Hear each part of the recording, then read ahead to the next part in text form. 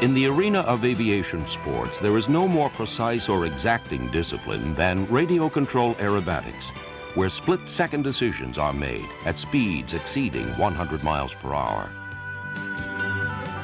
The pinnacle of RC aerobatics is the World Championships, held at international locales around the world. The pattern pilot must attain a high degree of excellence. He must be as consistent as possible, oblivious to the 10 pair of eyes from many different nations who are intently watching and judging him. These 10 judges are of vital importance, for the integrity, success, and future of the entire sport depend on their fair and unbiased decisions. This film will train and teach those people who wish to become a better judge by addressing the critical issues of what constitutes a good judge. It will also benefit the novice and casual flyer who simply wants to know more about his sport.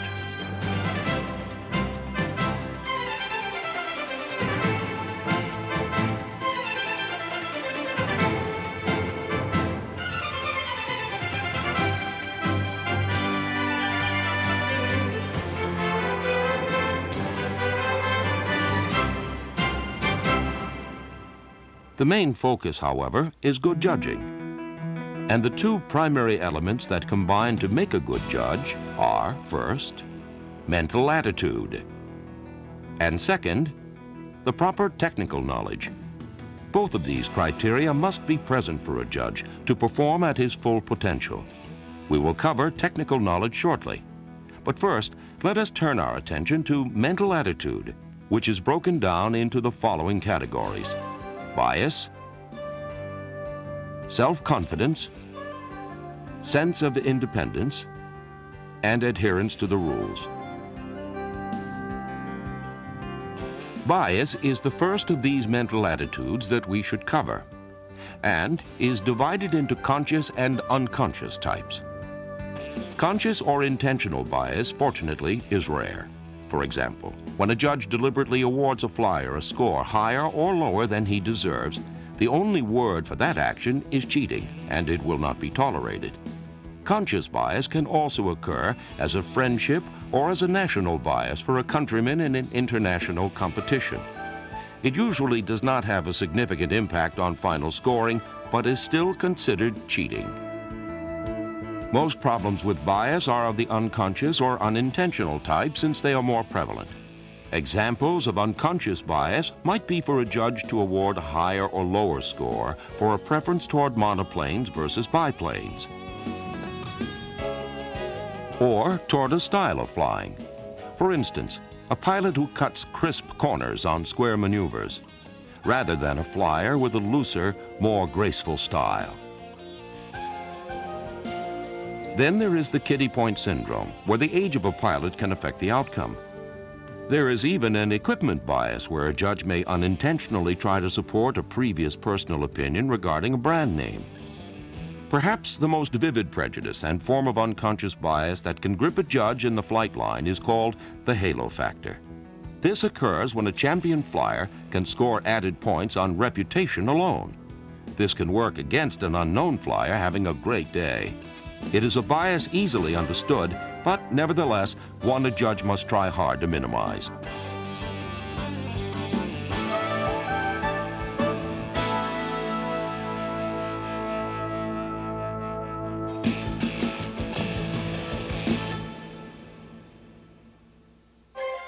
Another important aspect toward achieving the proper mental attitude is self-confidence.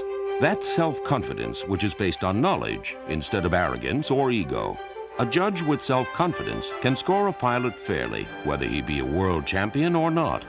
He's not uncomfortable giving a wide range of scores, as low as 2s to 4s, or as high as 9 or 10s. Another critical characteristic of good judging is a sense of independence. A judge doesn't operate in a glass cage. He shares the flight line with 9 of his peers and must not allow himself to be influenced or coerced by a more dominant personality sitting near him.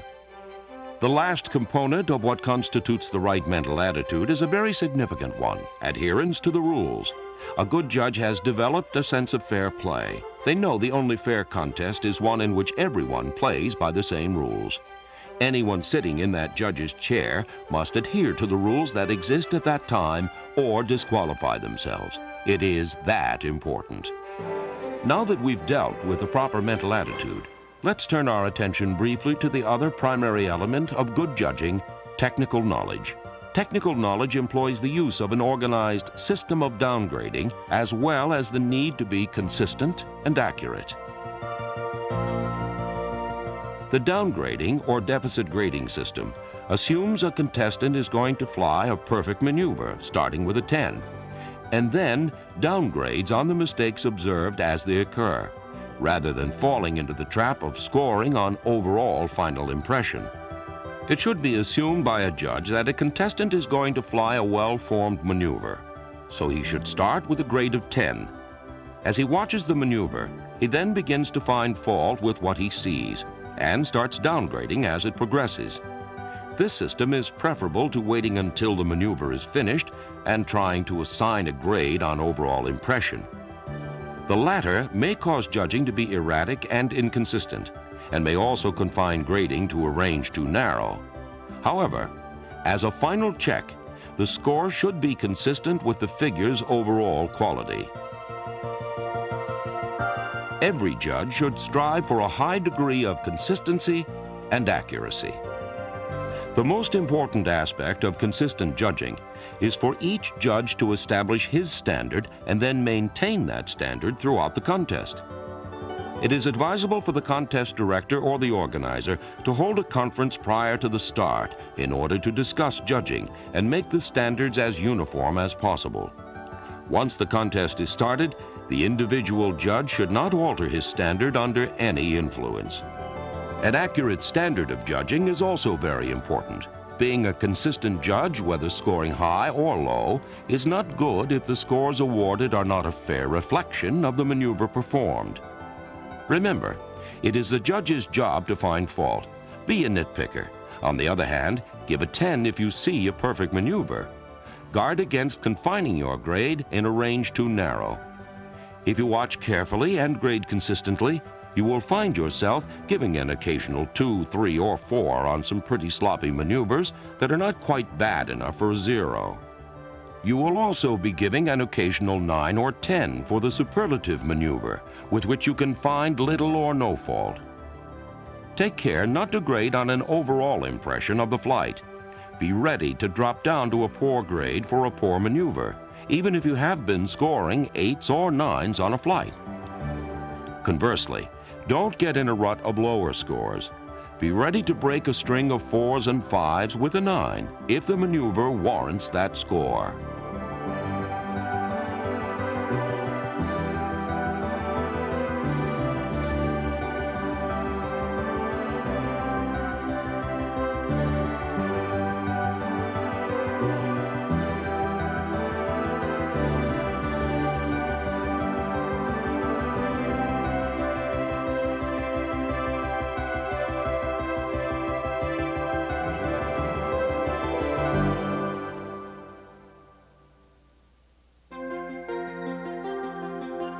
Next, let's turn our attention to the flying site.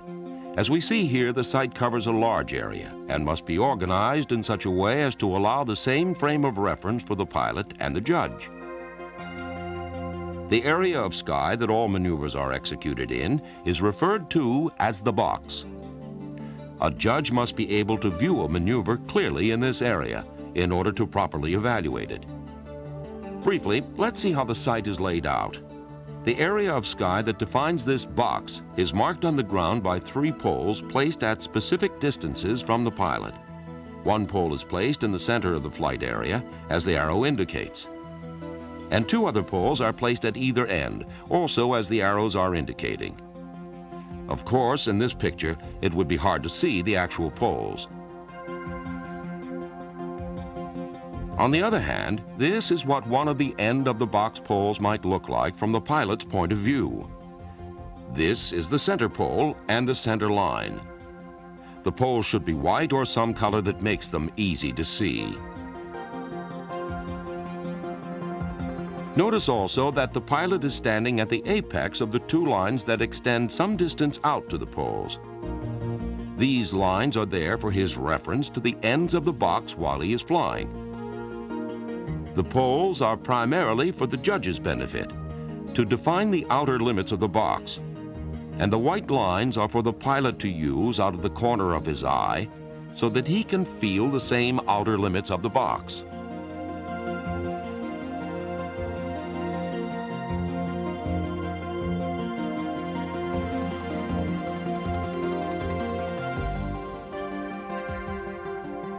The judges themselves are positioned at a specific distance behind the pilot to afford each of the judges a similar view of the maneuvering area. Now that we've seen what these markings and positions look like in real life, let's examine how a well laid out contest site might appear using a graphic display.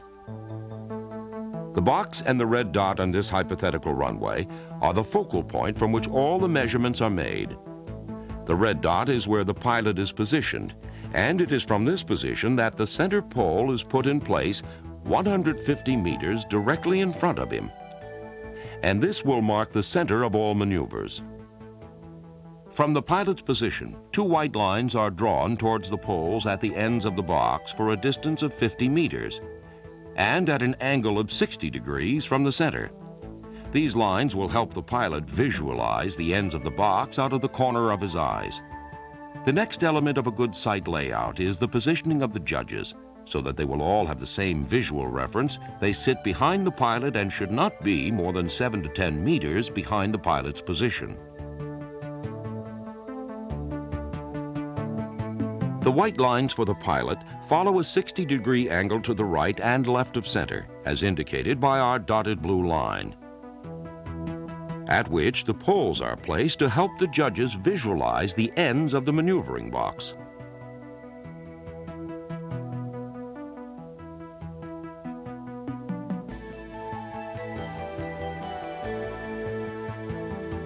Note that the pilot's position is at the apex of the 60-degree lines. The judges are also within an area described by the extension of the 60-degree lines to the rear of the pilot. The last consideration is a method of determining the upper limit of the maneuvering area. This can be accomplished by the judge projecting an imaginary line in the sky of 60 degrees. The good judge will use this little trick to calibrate himself to the 60-degree height. First, extend one arm vertically, then horizontally. Now, divide this 90-degree quadrant into 3 equal parts. 2 of these equal 60 degrees. Graphically, we can clearly demonstrate how this is done. First 30 degrees, then 60 degrees. Sighting up an arm held at this 60-degree angle several times during a contest will keep the judge attuned to the 60-degree elevation limit.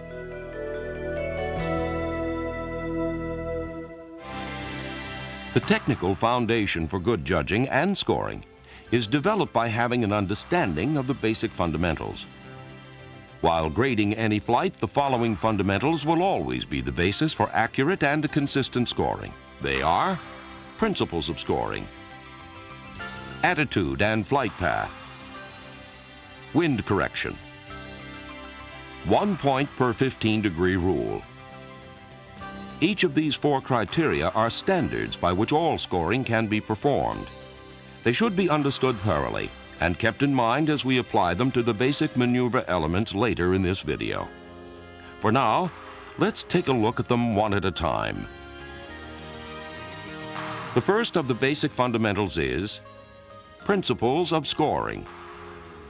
Scoring an aerobatic maneuver should be based on the degree of perfection with which the model executes the particular aerobatic maneuver.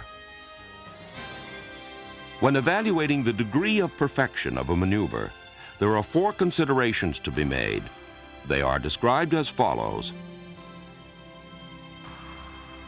Geometry or precision, flying a square loop and not a rectangle, for example. Smoothness. There should be a certain amount of grace to the maneuver, and it should not look abrupt or erratic.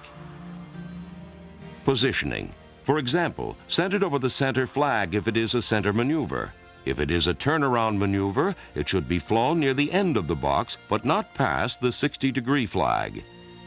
Size of maneuver. The size of the maneuver should be consistent with the size of the maneuvering area and other maneuvers in the flight.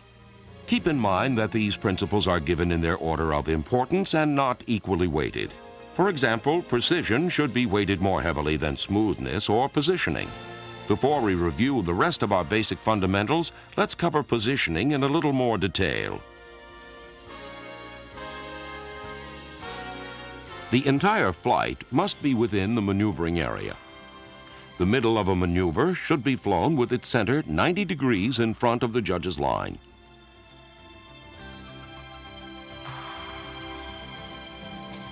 If the maneuver is flown off-center, it will be downgraded in the range of 1 to 4 points.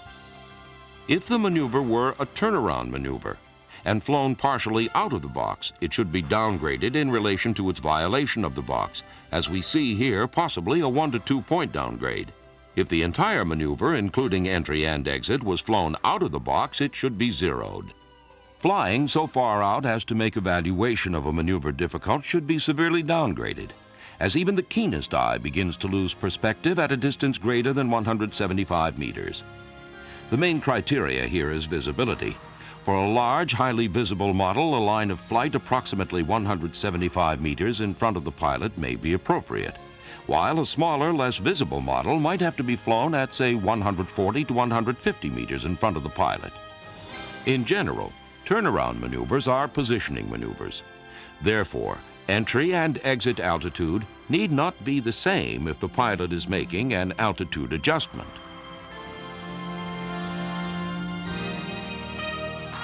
Since the horizontal entry and exit lines of a maneuver are such a big help to a judge in deciding if positioning is correct, be sure to downgrade the contestant who rushes from one maneuver to another and does not project these lines properly.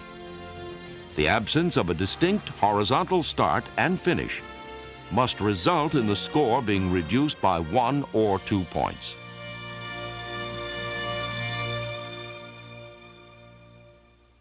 Let's move on to the second of the basic fundamentals: attitude and flight path. Attitude and flight path are fundamentals that are often blended into one thought. They should be separated in the judge's mind so as to understand that the flight path of a model is the trajectory of its center of gravity, and the attitude is the direction of the fuselage center line in relation to that flight path. In a no-wind condition, attitude and flight path are the same as we see here. With a wind, the attitude will vary depending on the amount of wind. If not otherwise stated, all scoring is based on the flight path and not the attitude.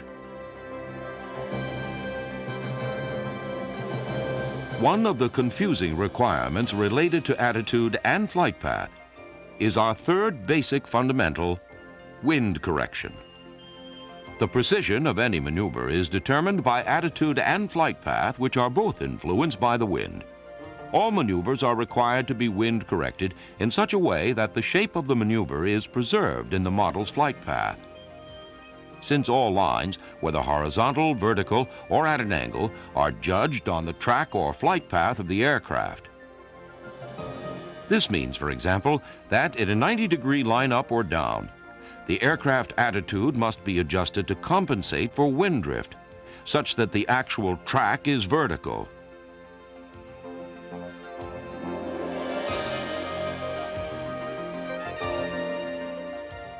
The same is true for horizontal lines, whether flown upright, inverted, or knife edge, and also for 45-degree lines. No penalty should be assessed for this attitude change that would help the geometry of the maneuver be correct.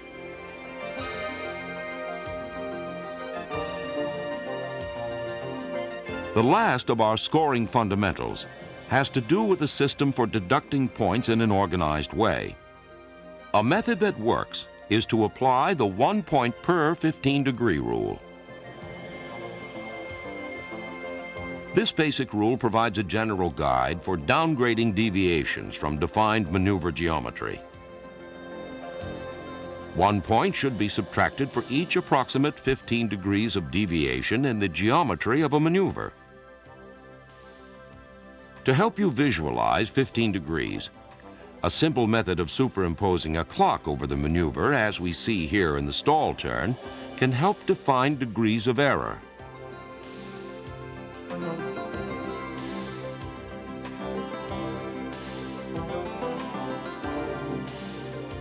If the error were 30 degrees, there would be a downgrade of 2 points, and so on through the flight.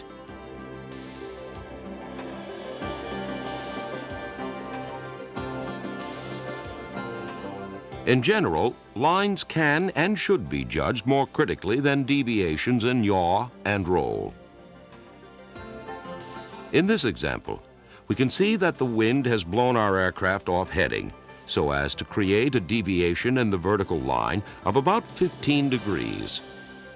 This would result in a downgrade of 1 point for each infraction.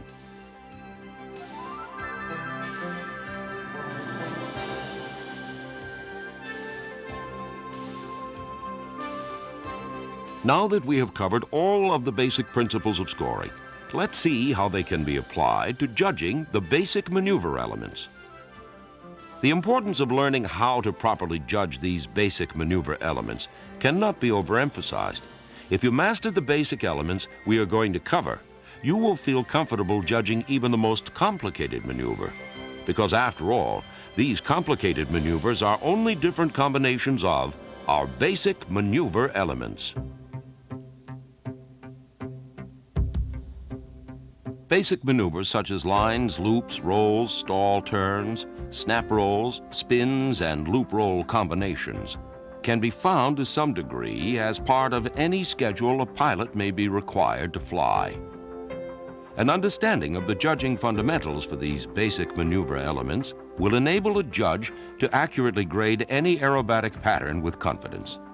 Let's begin our discussion of the basic maneuver elements with lines. Lines may be horizontal, vertical, at 45 degrees,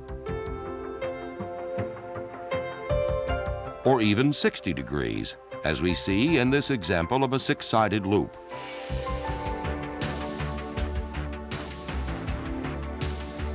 Four important points to remember about lines are: first, all aerobatic maneuvers must start and end with a horizontal line, as we see happening between these arbitrary maneuver segments.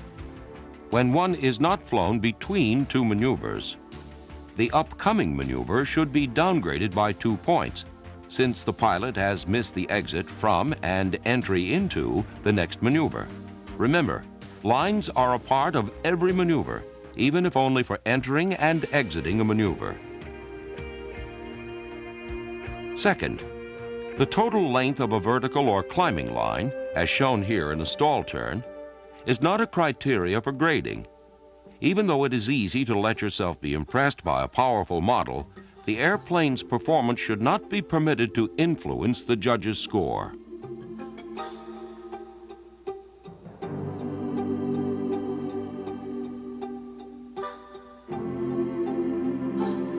Third, all lines contained within a maneuver have beginning and end points which define their length.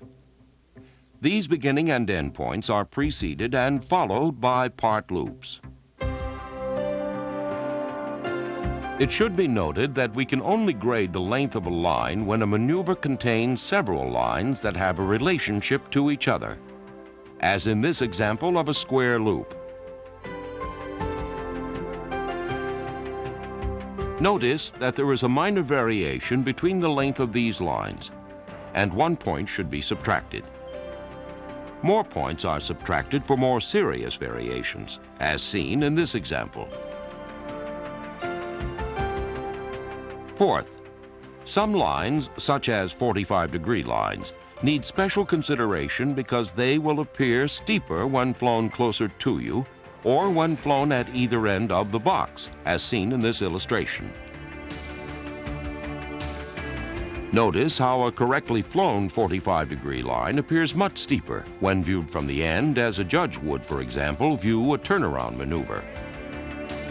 Since the pilot is always required to fly true geometry, you must make an allowance for the model's position in relation to your own.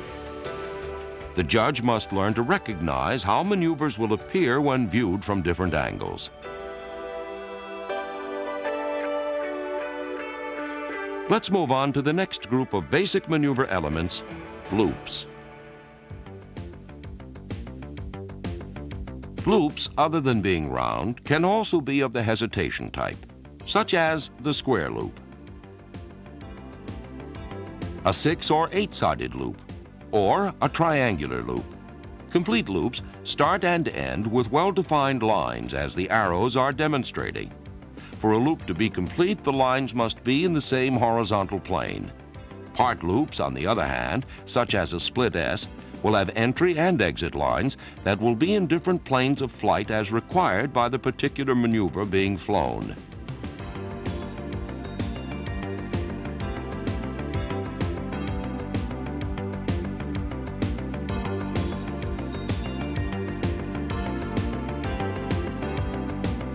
A round loop must, of course, be flown with a constant radius. It must also be flown in the vertical plane throughout and not allowed to drift to one side, as seen looking down from the top in this illustration. Because of this drift, the plane does not fly in a vertical plane, and the result is a corkscrew type of pattern, as we are demonstrating. You can downgrade anywhere from 1 point for a barely visible error to several points for more obvious errors. All complete loops should start and finish at the same altitude and be closed at completion. In other words, not appear like a figure 9, as we see in this illustration.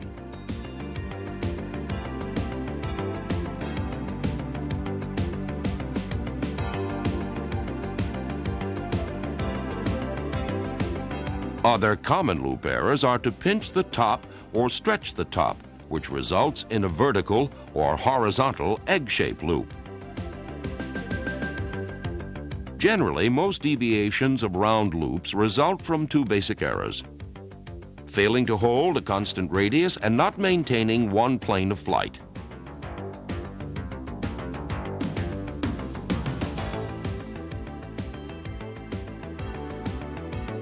Let's look for a moment at maneuvers that have 2 or more part loops. As a matter of fact, if you think about it, part loops are included in most of the figures that are flown today. Since all part loops within a maneuver must have the same radius, a common fault, as seen in this top hat, is to have a loose bottom radius and a tight top radius. This type of error should be downgraded by 1 to 3 points, depending on the severity of the loop misalignments.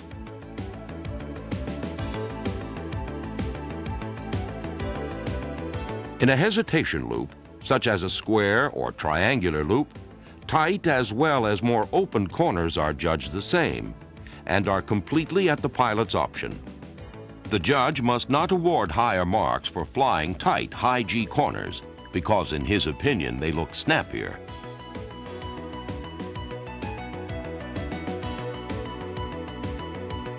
Or higher marks for loose corners, because he thinks they are more graceful.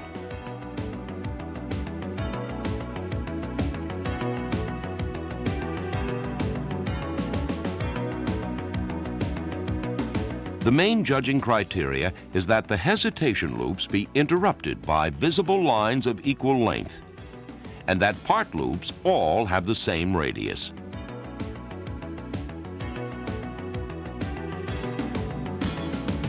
The next maneuver element in order of importance is rolls. They may, of course, be flown as a separate maneuver, such as a single roll. You can also fly multiple rolls or a variety of point rolls as well as reverse rolls. More frequently than not, they are flown as a part of another more complex maneuver. A properly flown single axial roll should have a constant roll rate, a constant heading, and lastly, the roll should be centered in the maneuvering area. Let's look at these 3 most common fault areas individually. First, constant roll rate. Watch closely for the roll rate variation in this example, where the rate is slower during the last part of the maneuver.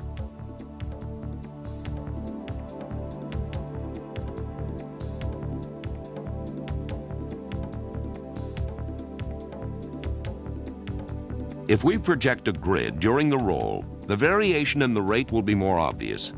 Variations in roll rate can happen at any time during the maneuver. This is only one example of this type of defect. Small variations in the roll rate can be downgraded by 1 point, with more severe variations receiving heavier downgrades. The second common fault is loss of heading during full or multiple rolls. This is easily detected, as we see in this example.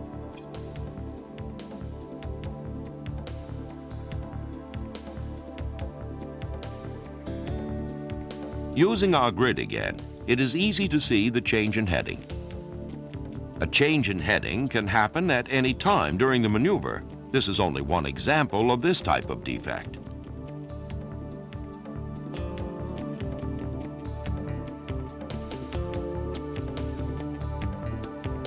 Loss of heading during part rolls is more difficult to detect and should be watched for more closely. Rolls flown as separate maneuvers regardless of the type should be centered in the maneuvering area. This is the last of the judging criteria for rolls. The following is an example of an off-center axial roll using our grid as a reference.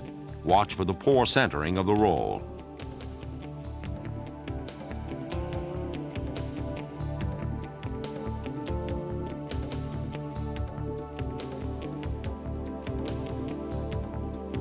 The next illustration is of a hesitation roll, flown off-center without reference marks. And then again with our grid, which clearly demonstrates an off-center 4-point roll.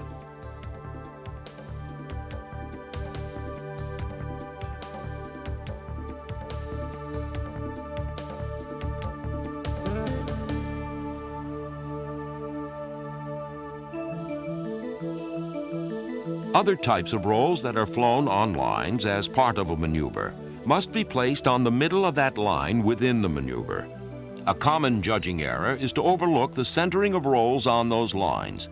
Note that the vertical portions of this squared loop have rolls that are properly placed, but the horizontal portions do not.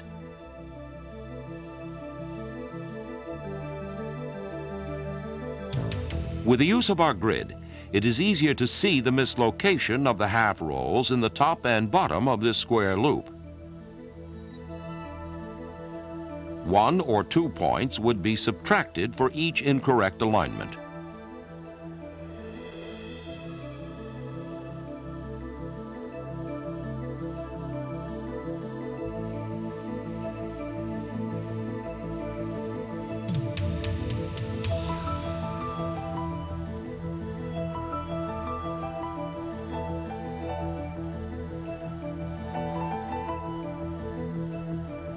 Watch this square loop again, but also remember that part rolls on lines in any other maneuver should be centered as well.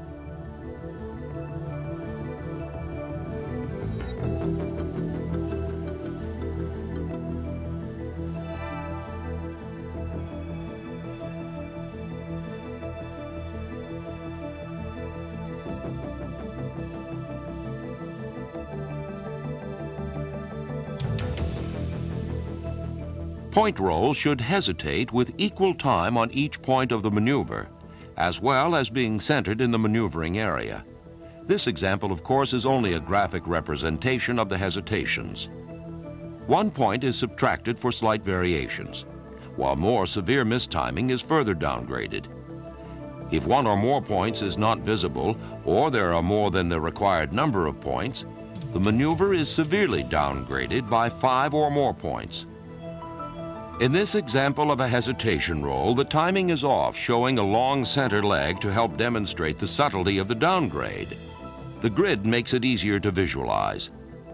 With experience and practice, the judge will learn to project an imaginary grid in the sky to help him visualize all the criteria needed to efficiently judge rolls.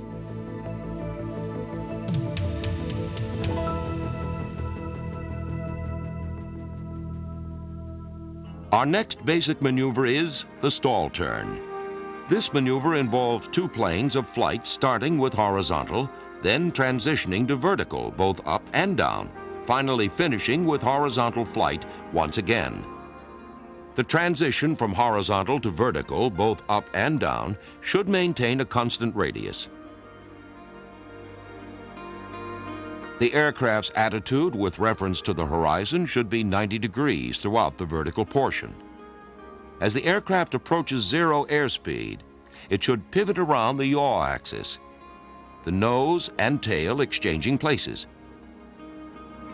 If the stall itself is done correctly, it would appear similar to this graphic example as we demonstrate the pivot point.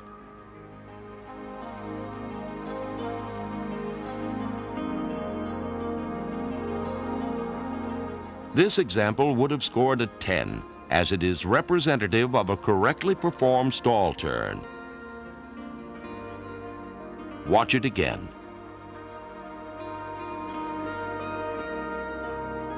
Some of the more common stall turn errors the judge will see involve the actual turn itself. For the turn to receive no downgrades, the maximum allowable radius of the pivot is 1/2 of a wingspan.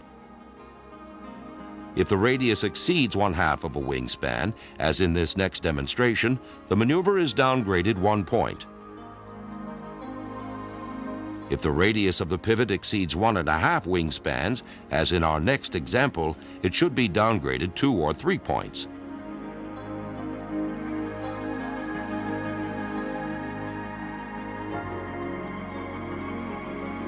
Another common error is a pendulum-type movement after the pivot, as seen in this example.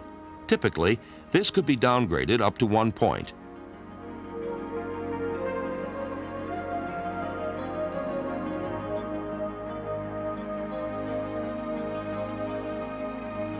If the wings torque off and don't maintain their same plane of flight as demonstrated by our arrows, an appropriate downgrade should also be applied using the 1 point per 15-degree rule.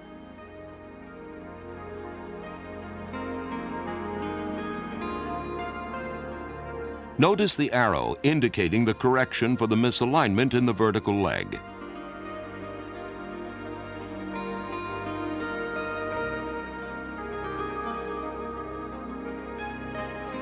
When stall turns are combined with rolls or part rolls, as we have already discussed, the roll should be in the exact center of its respective vertical line.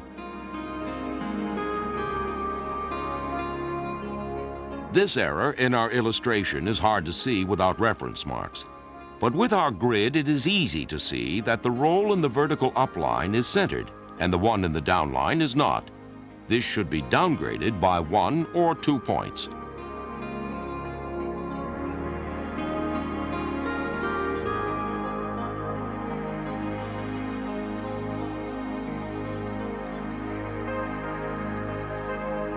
We could describe our next basic maneuver element, snap rolls, as a rapid auto-rotative roll where the model is in a stalled attitude.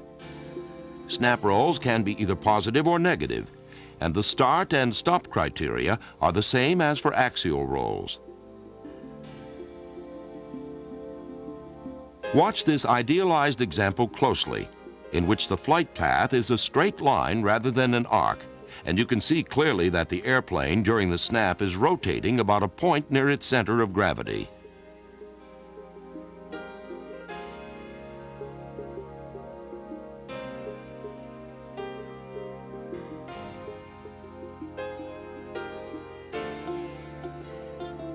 Since the model is in a stalled condition throughout the maneuver, the attitude and flight path or track must show a definite break as the rotation is started.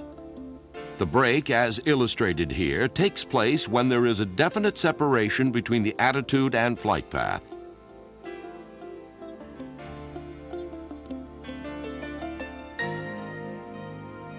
If the plane does not break and the stall does not occur and the model barrel rolls around, as shown here, the maneuver should receive a 0. Watch this again.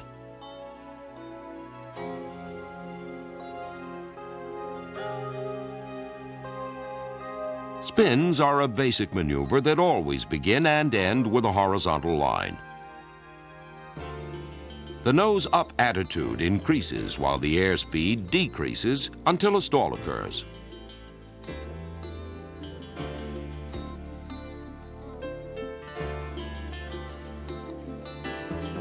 In slow motion, watch as the model stalls. The nose drops, with the wings simultaneously dropping in the direction of the spin. Remember, the model must stall for a spin to occur. Watch this again.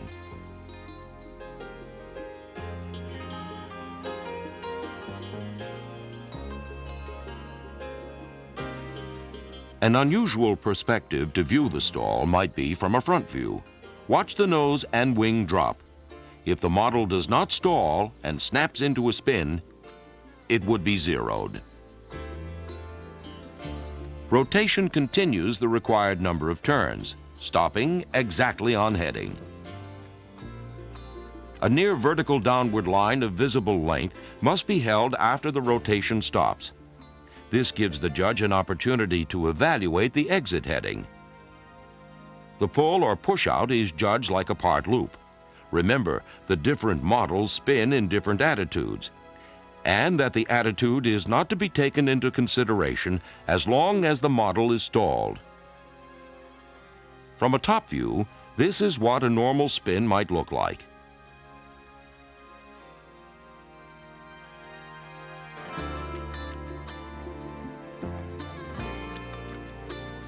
But if the model isn't stalled and goes into a spiral dive, as shown in this example from the top, the maneuver is zeroed.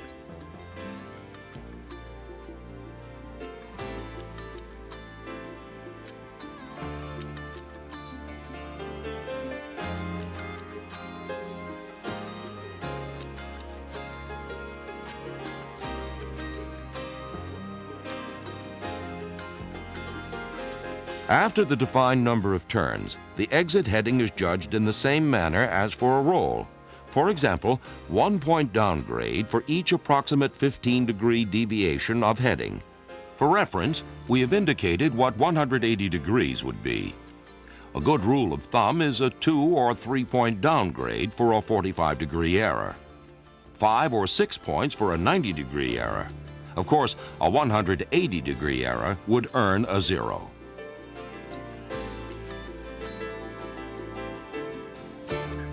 The last of the basic maneuver elements we will cover are loop and roll combinations.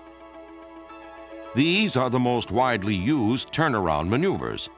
They are very diversified, but all are combinations of loops, rolls, snap rolls, and lines. All of the judging criteria that apply to other basic maneuver elements apply here as well.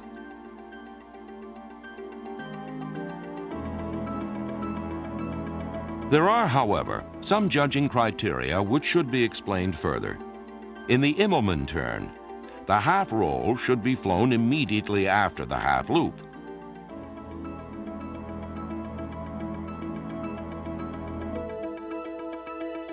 A visible line in between, as in this example, should be downgraded by 2 points. The split S is similar with no visible line between the half roll and the half loop. In half cubonates, the roll should be placed on the middle of the 45-degree line, not early or late, as shown here.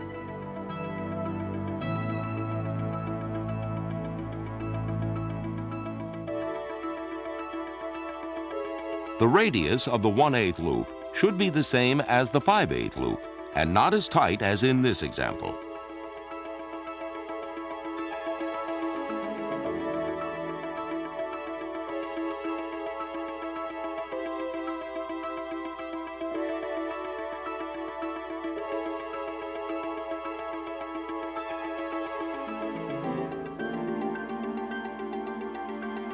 The following are correct examples of half cubonates.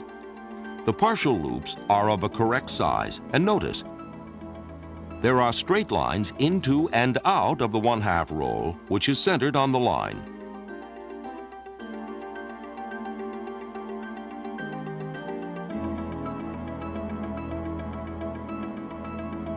In our next example of loop roll combinations, we'll fly 2 Humpty Bumps together. This will demonstrate a proper Humpty Bump with an obvious half loop on top and a second one where the model falls forward into a tight loop with a varying radius. This should be downgraded by 1 or 2 points.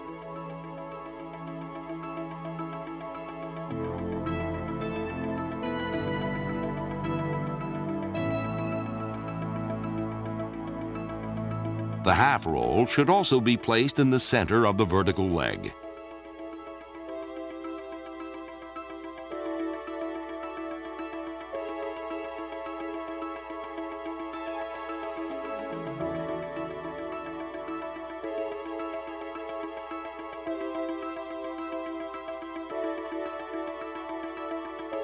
This completes our discussion of the basic maneuver elements. Learning to judge these properly will greatly boost your confidence level as a judge. In conclusion, remember that you, as a judge, are expected to grade each separate figure with one goal in mind: assigning a score that accurately reflects its degree of perfection. The performance of the model or the difficulty in performing a maneuver is not to be considered in formulating your grade. Do not be afraid to find fault with the contestants flying, regardless of name or reputation. As a judge, that is your job.